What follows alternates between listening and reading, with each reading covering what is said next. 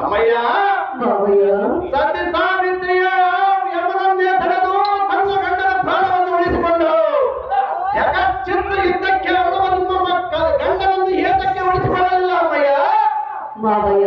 ಅಮ್ಮಯ್ಯ ಎತ್ತ ತಾಯಿಯ ಮಾತನ್ನೇ ಕೇಳದೆ ಹೋದವರು ಇನ್ನ ನಿನ್ನೆ ಮೊನ್ನೆ ಕೈ ಹಿಡಿದು ಬಂದಿರುವ ಮಳದಿಯರ ಮಾತನ್ನು ಕೇಳಬಹುದೇ ಮಾವಯ್ಯ?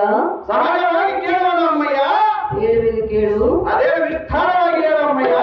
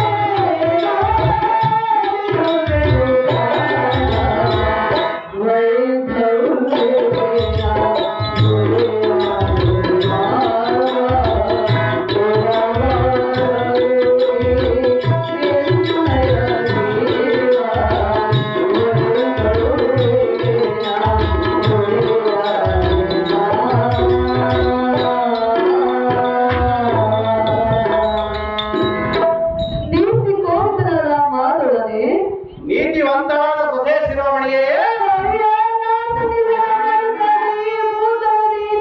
ಎಷ್ಟು ಕಾಲ ಜೀವಿಸಿದರೂ ಬಂದ ಫಲವಿದೆಯೇ ಮಾವಯ್ಯ? ಪತಿಯನ್ನು ಕಳೆದುಕೊಂಡ ಅದೆಷ್ಟೋ ಸ್ತ್ರೀಯರು ಈ ಕ್ಷಿತಿಯಲ್ಲಿ ಬಾಳುತ್ತಿದ್ದಾರೆ ಅಮ್ಮಯ್ಯ. ಮಾವಯ್ಯ, ಅಮ್ಮಯ್ಯ ಶ್ರೇಷ್ಠನಾದ ಕಾಂತನನ್ನು ಕಳೆದುಕೊಂಡು ಈ ರೊಟ್ಟೆ ಮುಖವನ್ನು ಒತ್ತುಕೊಂಡು ನಾನು ಸರ್ವದಾ ಜೀವಿಸಲಾರೆನು. ಎನ್ನ ತಾಯಿಗೆ ನೇಮವನ್ನು ಕೊಡುವ ಬಿಡುವಿನೋ ಎನ್ನ ಪ್ರಾಣವನ್ನು. ಅಪ್ಪೋ ಕುಸುಮನ್ನೇ ಪ್ರಿಯವಾದ ಸೊಸೆ ಶಿರೋಮಣಿಯೇ, ಅಯ್ಯೋ ನಿಮ್ಮ ಮುಖವನ್ನು ನೋಡಿದ ಕ್ಷಣಕ್ಕೆ ಕಣ್ಣೀರು ತಮ್ಮಷ್ಟಕ್ಕೆ ತಾನೇ ಉದ್ಭವಿಸಿ ಬರುವ ಕನಕಾಂಗಿಯೇ. ಅಮ್ಮಯ್ಯ ಪ್ರತಾಪೋದ್ಭೀಕರ ನಾಳೆಯನ್ನ ಪುತ್ರನು ಹಡಿದ ಮೇಲೆ ನಿಮಗೆ ಸುಖವೆತ್ತರದು. ಅಭಿಮನ್ಯುವಿನ ಹಿಂದೆ ನಿಮ್ಮ ಸಡಗರವೆಲ್ಲ ಹೋದದ್ದು.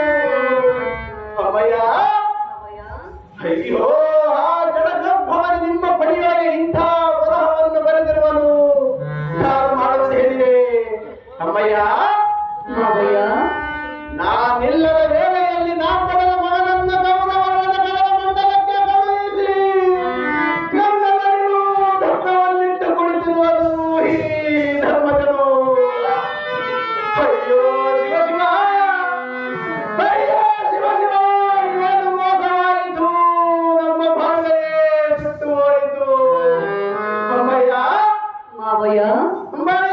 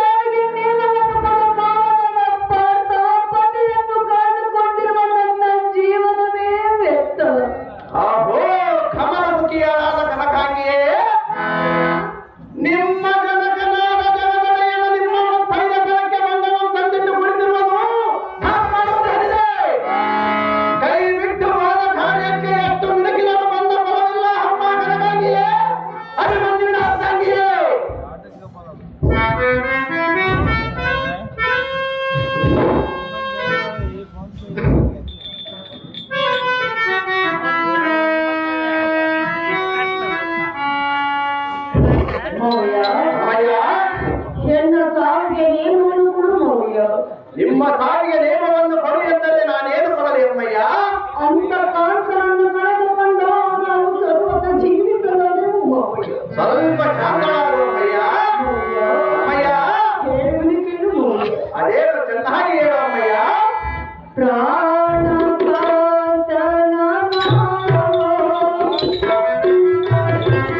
ಮರೆತು ಬಾಳೆನು ಪ್ರಾಣ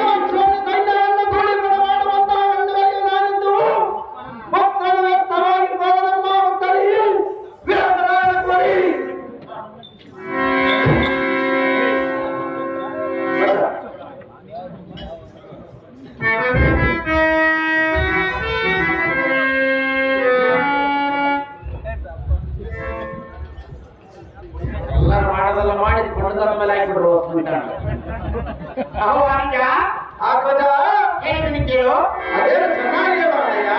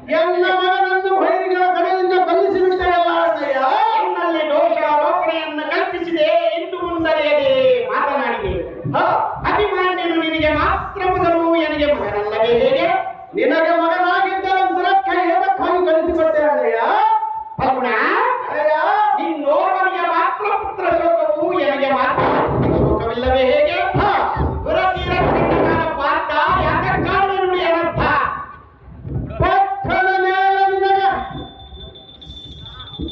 ಅಹೋ ಅಣ್ಣನಾದ ಧರ್ಮನಂದನ ಕರ್ಮನಾದ ಪಗುಣ ಪಟ್ಟಣ ಮೇಲೆ ನಿನಗೆ ಅಂದ ಕರ್ಮ ವಿದ್ದದ್ದು ಸಹಜವಾದರೆ ಚಿಕ್ಕನ ಹರಿಯ ಚಕ್ರ ನಿಮ್ಮದ ಕೋಟೆಗೆ ತೆರಳಿದ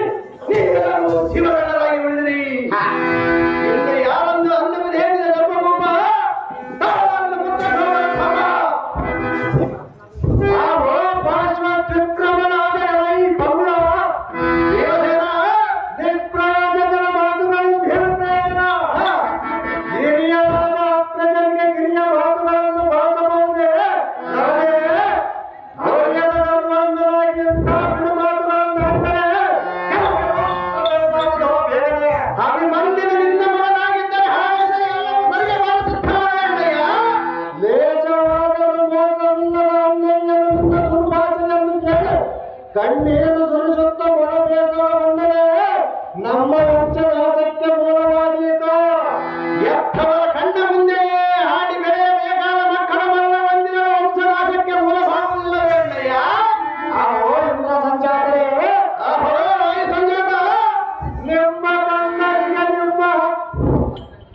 ನಿಮ್ಮ ತಂದೆಗೆ ನಮ್ಮ ಹಕ್ಕದ ನಿಮ್ಮ ತಂದೆ ಇಲ್ಲದ ವೇಳೆಯಲ್ಲ ಕದನಕ್ಕೆ ಹೋಗಬೇಡವೆಂದು ಬಹುದೇರಿಂದ ಹೇಳಿದನು.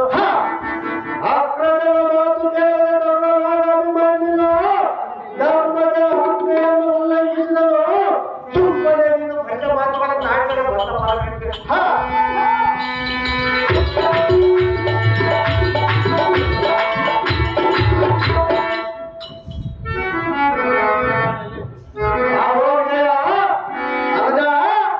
ಅಭಿಮಾನ್ಯವಿನ ಮೇಲೆ ಅಂತಃಕರಣ ಪಟ್ಟು ನಮ್ಮೆಲ್ಲರನ್ನು ಕರೆದುಕೊಂಡು ತಾನೂ ಸಹ ಅವನಿಗೆ ಸಂಬಳವಾಗಿ ಬಂದನು. ಅವನ ಆಯುಷ್ಯ ಪರಿಮಿತಕ್ಕೆ ದಾನ ಮಾಡುವುದೇನಿಲ್ಲ ಲಕ್ಷ್ಯ. ಅಖಂಡ ಮಹಿಮಂಡಲದ ಪ್ರಸನ್ನ ಪ್ರಚಂಡ ಬಲವಿಗೆಗಳ ಗಂಡ ಮಾಡಿ ಪರಿಗಣಿಸಿದ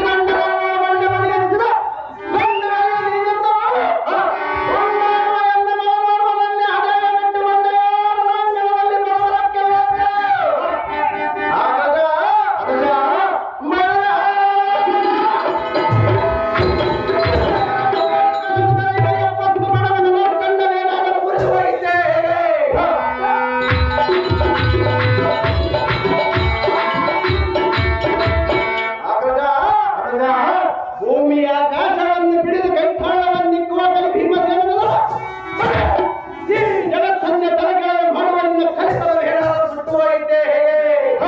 ಅಣ್ಣಯ್ಯ, ಕೌರವರ ಕಡೆಯಿಂದ ಎನ್ನ ಮಗನನ್ನು ಕೊಲ್ಲಿಸಿದಿ, ಎನ್ನಗೆ ಒಳ್ಳೆ ಸಹಾಯ ಮಾಡಿದವಾಗಿ ಬಂದನ.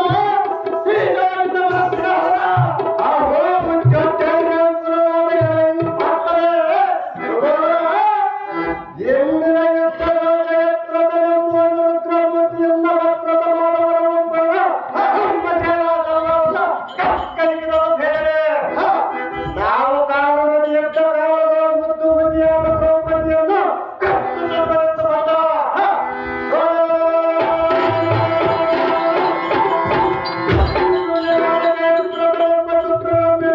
ಮತ್ತೊಂದನ್ನು ಒತ್ತು ಕೇಳುತ್ತಿದ್ದರು.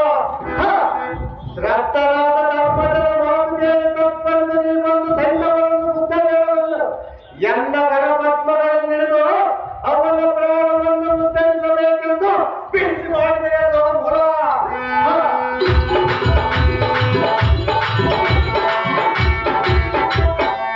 ವಿಜಯ, ಅಹೋ ವಾಯುಕುಮಾರ, ಸಂಗ್ರಾಮಕ್ಕೆ ಅಭಿಮಾನಿಗಳ ತುಂಬಿದ್ದ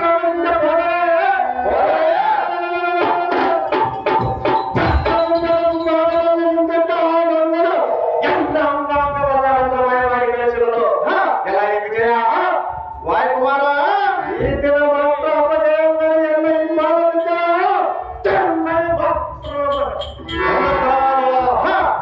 ವಿಜಯ, ಅಹೋ ಅಗ್ರಜ,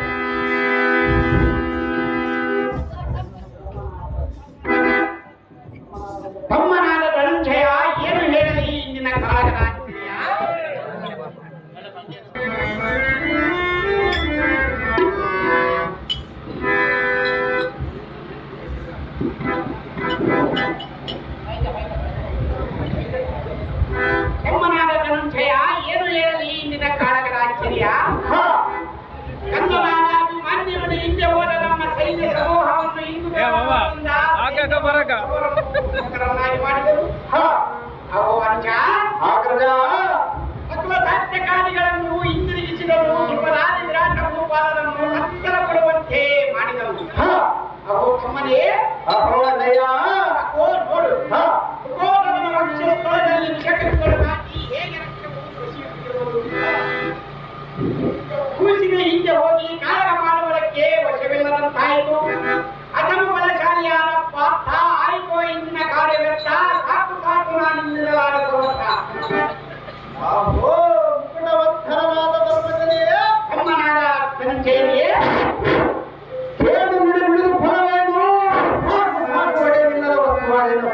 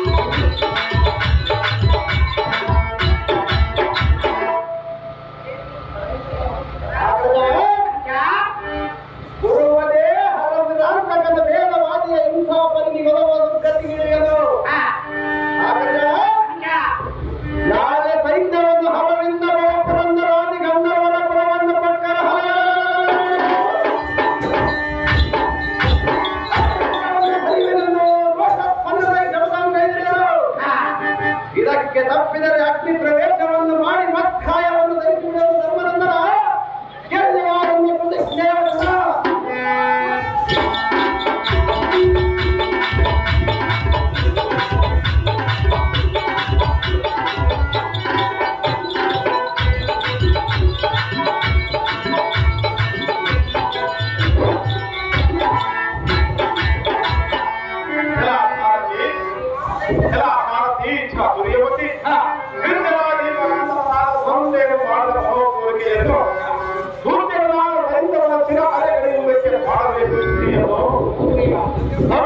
ಹತ್ತಿರಕ್ಕೆ ಹೋಗಬೇಕು. ಇನ್ನು ಸೈನ್ಯವನ್ನು ಕರೆದುಕೊಳ್ಳಕ್ಕೆ ತಕ್ಕ ಸಾಧನೆಯ ಮಾಡಲೇಬೇಕು. ಸಾರಥಿ ನೋಡಿದೆಯಾ ಎಂದು ಯುಕ್ತಿ ನೋಡಿದೆಯಾ?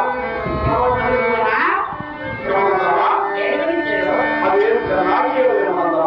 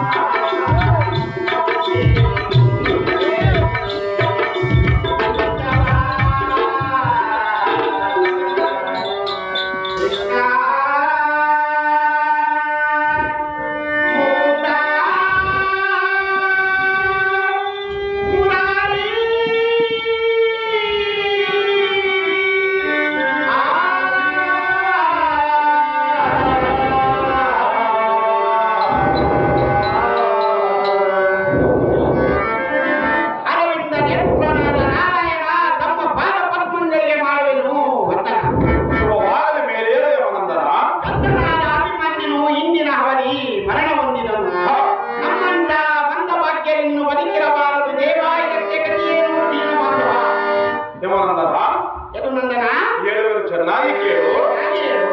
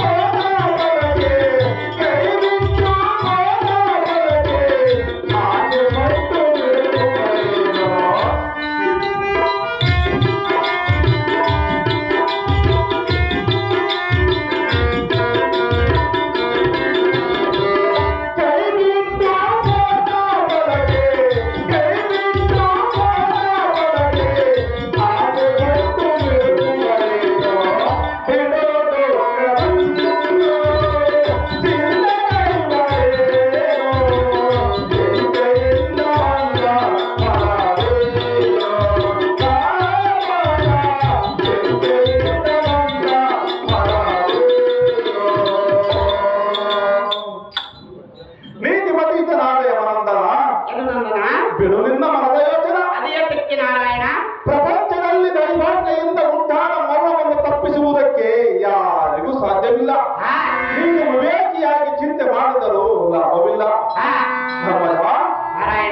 ಪ್ರಥಮದಲ್ಲಿ ಮಗನ ಹುಟ್ಟಲಿಲ್ಲವೆಂಬ ಪುತ್ರ ವಂಚಿತರೆಂಬ ಆದಿ ಚಿಂತೆ, ತದನಂತರ ಪ್ರಥಮವು ಸುಖವಾಗಿರಬೇಕೆಂಬುದು ಎರಡನೇ ಚಿಂತೆ. ಧರ್ಮಜ, ಅಲ್ಲಿಂದ ಕೂಸಿಗೆ ಗಾದಿಗಳು ಕಟ್ಟಿಸಲು ಬಗೆ ಬಗೆಯಿಂದ ವೈದ್ಯರವರೆಗೆ ತಿರುಗಾಡುವುದು ಮೂರನೇ ಚಿಂತೆ. ಎಂಥ ಬಡತನವಿದ್ದರೂ ಮಗನನ್ನು ವಿದ್ಯಾವಂತನನ್ನಾಗಿ ಮಾಡಬೇಕೆಂಬುದು ನಾಲ್ಕನೇ ಚಿಂತೆ. ಧರ್ಮಜ, ಅಲ್ಲಿಂದ ಮಗನಿಗೆ ಯೌವನ ಪ್ರಾಪ್ತಿಯಾಗಲು ಮೆಲ್ಲ ಮೆಲ್ಲನೆ ಧನಿಕರ ಮನೆಗೆ ತಿರುಗಾಡಿ ಸಾಲವನ್ನಾದರೂ ಮಾಡಿ ವಿವಾಹ ಮಾಡಬೇಕೆಂಬುದು ಐದನೇ ಚಿಂತೆ. ಧರ್ಮಜ, ಅಲ್ಲಿಂದ ಬಾಳವೆ ಏಳುವುದಕ್ಕೆ ಹೋಗಿ ಸೊಸೆ ಮಕ್ಕಳ ಕಡೆಯಿಂದ ಕೋಲಿನಿಂದ ಓಡಿಸಿಕೊಂಡು ಮೂಲೆಯಲ್ಲಿ ಕುಳಿತುಕೊಂಡು ಯೋಚಿಸುವುದು ಆರನೇ ಚಿಂತೆ. ಸಹಜವೇ ನಾರಾಯಣ. ಯಮನಂದನ,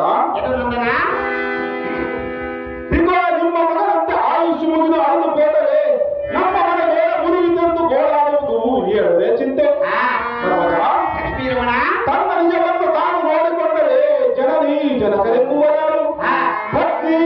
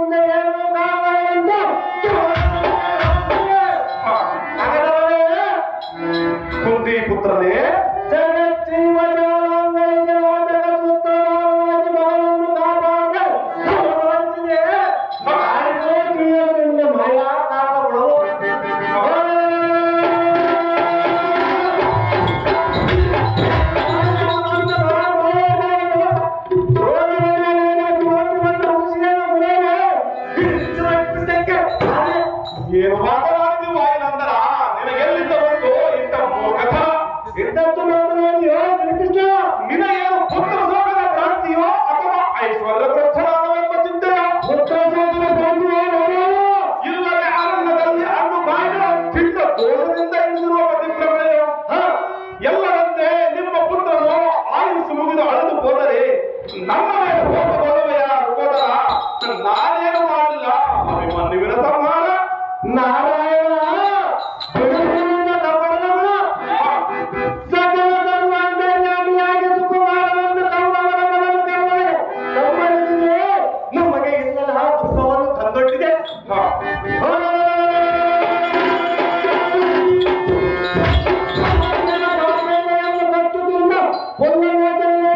ನಿನ್ನ ಮಾಯಾಜಾಲವನ್ನು ರಾವಣನ ಅದೇ ಬಲ್ಲ ಭೀಮಸೇನ.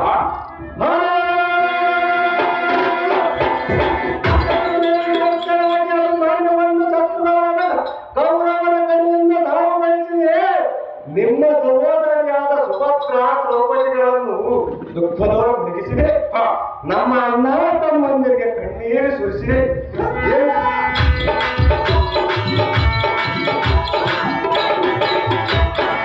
ಎಂತ ನ್ಯಾಯವನ್ನು ಮಾಡಬಹುದೇ ಕೃಷ್ಣರಾಯ?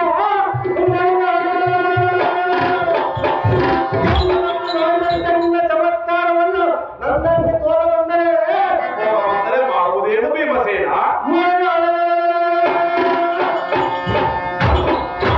ನಿನ್ನ ಭಾರತಾಪುರ ಹಕ್ಕದ ಮೊದಲಾದವರನ್ನು ಚೀನ ಸಮುದ್ರಕ್ಕೆ ಎತ್ತಗೆತ್ತಿದ್ದರೆ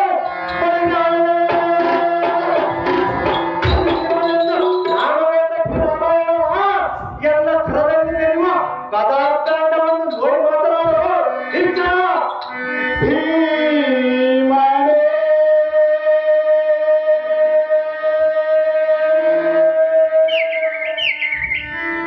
ಭೀಮನೇ.